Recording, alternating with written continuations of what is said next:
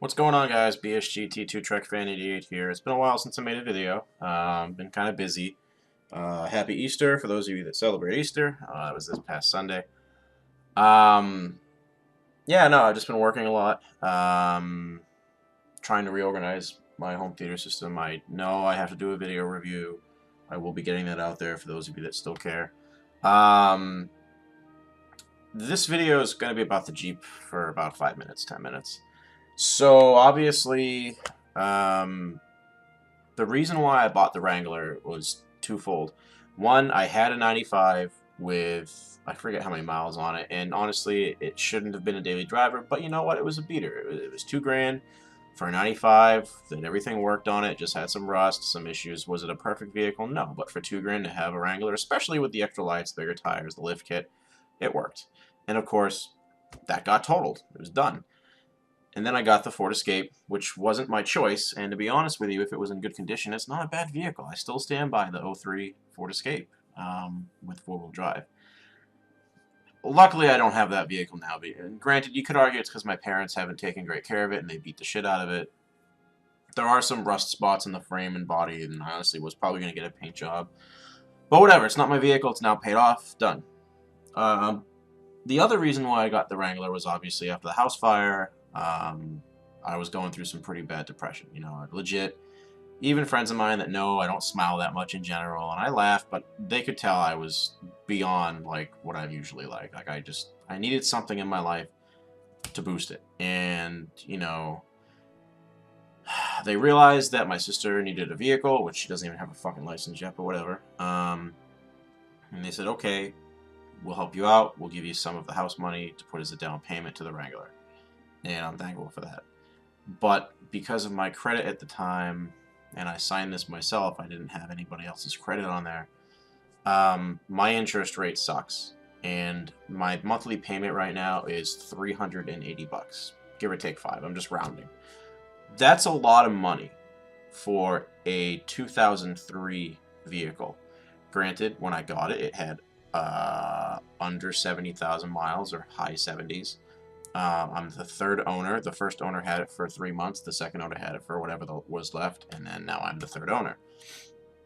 And it now currently has 107,000 and high change. I need I need to get some work done on it. This winter wasn't very kind when it comes to the front end because of all the potholes. It definitely needs tire rods, needs an alignment, probably a balancing.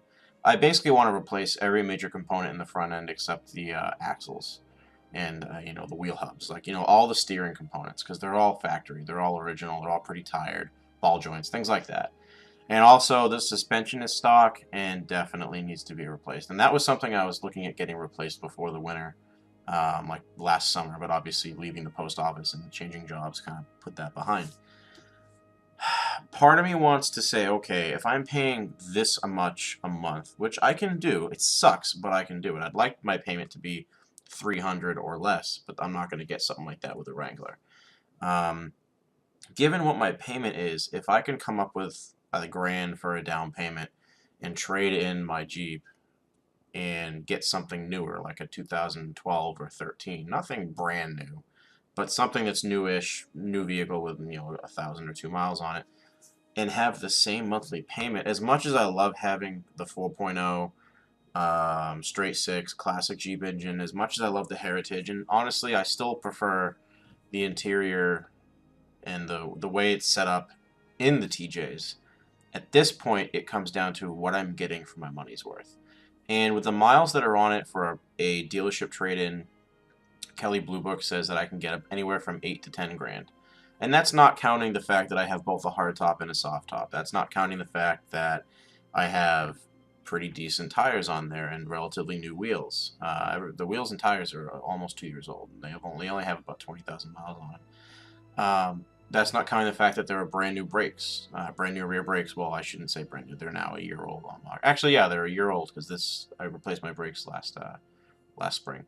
Last spring, winter, whatever.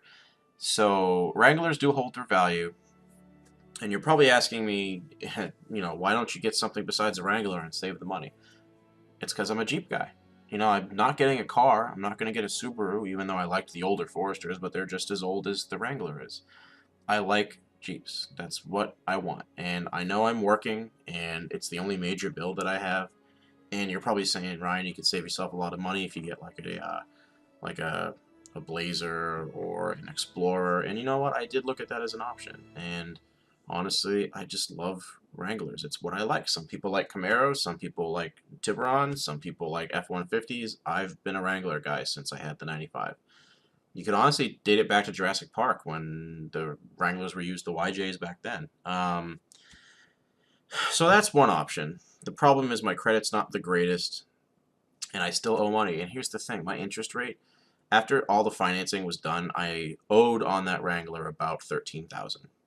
It's been 2 years this coming, we'll call it July, and by then I'll have paid exactly $2,000. I'm going to let you do the math on that. At $380 a month, in 2 years, I've only paid $2,000. Yeah, that's bad. And yes, I knew what I was getting into at the time I could afford it. With the post office, where I was making double what I'm making now. And you know, honestly, if I really stuck to my guns and budgeted more, I can afford this. I can afford the Wrangler. It's a question of, is it worth paying that much money on something that's, let's see, 2003, 12 years old with 107,000. The other side of the coin is it's a Wrangler, it's a TJ, even though it's an 03 with 107. It's basically a 30-year-old vehicle in the sense that, you know, kind of like dog years for Jeep years, because that 4.0, if I take care of it, tune it up, that'll go for at least another 150K without having any major issues, give or take. The transmission, who knows. The body is pretty solid. There's a couple of rust spots, as I've showed you before, but I have patches and I have covers for them.